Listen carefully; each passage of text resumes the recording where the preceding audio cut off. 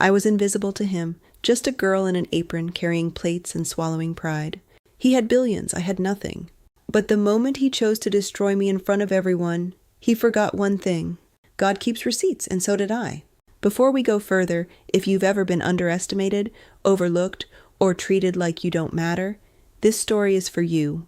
Hit that like button right now, subscribe if you're new, and share this with someone who needs to hear it. Because what happened next, nobody saw coming. My alarm goes off at 4:47 every morning. Not 4:45, not 5, exactly 4:47. Because those extra 13 minutes, that's my time. That's the only part of the day that belongs completely to me.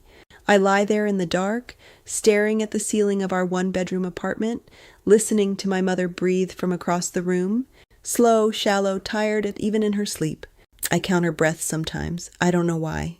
Maybe because there was a night 8 months ago when I almost couldn't hear them anymore. And ever since that night in the hospital hallway, sitting on a plastic chair at 2 a.m. with cold coffee and no answers, I promised myself I would never take a single one of those breaths for granted. My name is Della, I am 26 years old, and on paper my life looks like a list of things I don't have. I don't have a car. I take 2 buses to get to work. The first one at 5:30 a.m., the second one smells like cigarettes and broken plans. I don't have savings, not real ones. I have a jar on the kitchen counter with folded bills held together by a rubber band. My mother calls it our miracle jar. I call it the thing standing between us and eviction. I work at the Ivory Spoon, one of the most expensive restaurants in the city, the kind of place where a single dinner costs more than my monthly rent. I wear a pressed white shirt, a black apron, and a smile that I put on every morning like armor. The guests never look at my face. They look at the plate, they look at the glass, they look right through me like I'm part of the furniture. And I let them, because this job pays for my mother's medication. It pays for my younger brother Cody's school books. It pays for the quiet dignity of keeping our small life together. Cody is 15. He wants to be an engineer. He stays up late drawing bridges in his notebooks. Perfect, careful pencil lines. Sometimes I sit beside him at our tiny kitchen table, textbooks open between us, both of us building something out of nothing. Those nights are the most beautiful part of my life. Nobody will ever know that. My mother's name is Bev. She used to sing while she cooked. She doesn't cook anymore. But sometimes, on the really good mornings, I hear her humming.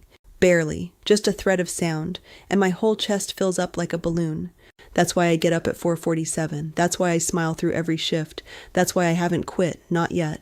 I remember the exact moment the restaurant changed. It wasn't loud, it wasn't dramatic, it was actually the opposite. The whole room just quieted. Like every conversation, every clinking glass, every laughing voice suddenly remembered its place. I was refilling water at table 7 when I felt it, that invisible shift in the air, the kind you feel in your chest before you understand it in your head. I turned around, and there he was. Rowan Crest walked through the front door of the Ivory Spoon like a man who had never once been told no. Silver suit, no tie, silver watch that probably cost more than our apartment building. He didn't look around the room the way normal people do. Curious, maybe a little impressed. He looked around the way someone looks at something they already own. He was 52 years old. I knew his face from the business magazine stacked in Gerald's office. Crest Capital Holdings, self-made billionaire, real estate empire spanning 4 continents. The magazines called him visionary, relentless, brilliant. Standing 6 feet away from him, I had a different word in my mind, but I kept it there, locked behind my smile where I kept everything. Gerald materialized out of nowhere, practically tripping over himself, straightening his jacket, smoothing his hair, laughing at nothing.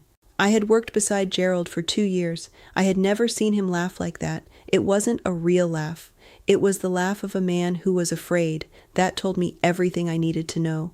Rowan's party was seated in the private VIP section, a raised corner of the restaurant, separated by frosted glass panels and low golden lighting. 5 business partners, 2 personal assistants who never sat down and never smiled. They moved around him like planets around a cold, distant sun. Gerald pulled me aside near the kitchen door.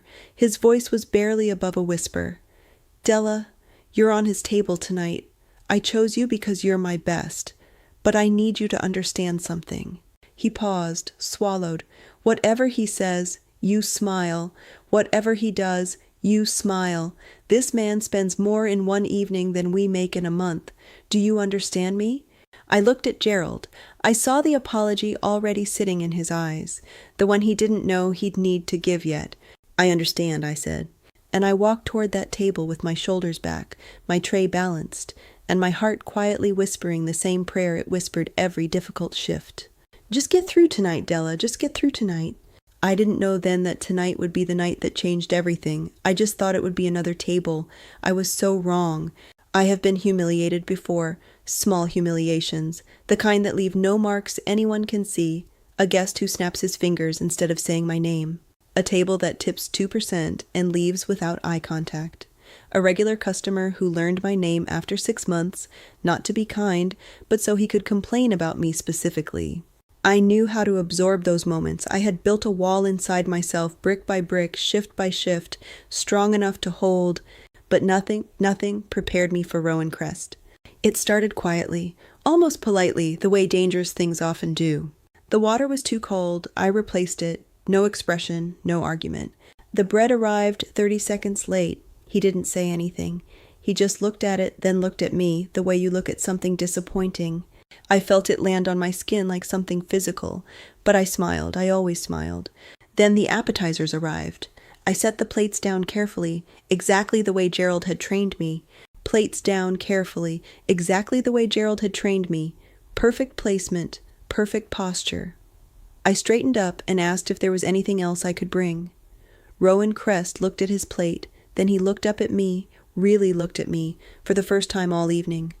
Did you touch this with your bare hands? The table went quiet. No, sir. I used the serving cloth, as always. He pushed the plate 2 inches away from himself, slowly, deliberately, like a statement. Bring me something else, and send someone competent next time. His partners shifted in their seats. One of them cleared his throat. Nobody defended me. Nobody even looked at me. I picked up the plate and walked to the kitchen and stood over the sink for exactly 4 seconds. 4 seconds of letting my hands shake where nobody could see them. Then I went back out. I don't know which guest bumped the table. I never found out. All I know is that one moment I was reaching across to clear a side plate, and the next a glass of red wine was falling. Slow and fast at the same time, the way disasters always happen. It didn't even touch him. It splashed the tablecloth, the edge of his sleeve, a drop, maybe 2, but Rowan Crest stood up, and the entire restaurant died. Every conversation, every fork midair, every breath held. He pointed at me. His finger was steady. His voice was loud and clear and completely, terrifyingly calm. You clumsy, pathetic little girl. I felt the words hit me somewhere behind my sternum. Do you have any idea what this suit costs? Of course you don't. How could you? Look at you. Someone at a nearby table made a small sound. A woman, like she'd been struck too. I stood completely still, my tray at my side, my face burning so hot I was certain everyone could see it. My throat closed like a fist had wrapped around it. Don't cry, Della, please, not here, not in front of him. But he wasn't finished. People like you drift through life making mistakes and expecting people like me to simply absorb them. You are not worth the uniform they put you in. And then, the words I will never forget. Not ever. Not for the rest of my life. He leaned forward, lowered his voice just enough to make it feel intimate, cruel in the quietest possible way. Tell me, does your family know you failed at everything and ended up here, or are they just as invisible as you? My mother's face flashed across my mind, Bev, humming in the kitchen, breathing slowly in the dark, Cody, drawing bridges at midnight, believing in things, the miracle jar on the counter. And something inside me, that wall I had spent years building, didn't break, it didn't crumble, it simply stopped holding me back. I set my tray down, not dramatically, not with anger. I set it down the way you set something down when you have made a decision that cannot be unmade, carefully, deliberately, like punctuation at the end of a very long sentence. The entire restaurant was still watching. I could feel them, every guest, every staff member, every held breath in that room pressing against my back like a warm, waiting hand. Gerald stood frozen near the kitchen door. His face was the color of old paper. His mouth was slightly open. He wanted to intervene, but his feet had forgotten how to move. I understood. Fear does that to people. I had lived inside that fear for years, but not anymore. I turned to face Rowan Crest completely. I looked at him, not at his suit, not at his watch, not at the power he wore like a second skin. I looked at his eyes. And what I found there surprised me. Behind all that coldness, behind all that practiced cruelty, there was something small, something that needed an audience to feel large. I almost felt sorry for him. Almost. I spoke quietly, calmly, the way still water runs deepest. Mr. Crest, you just asked whether my family knows I failed. I'd like to answer that honestly. He blinked. He wasn't expecting a response.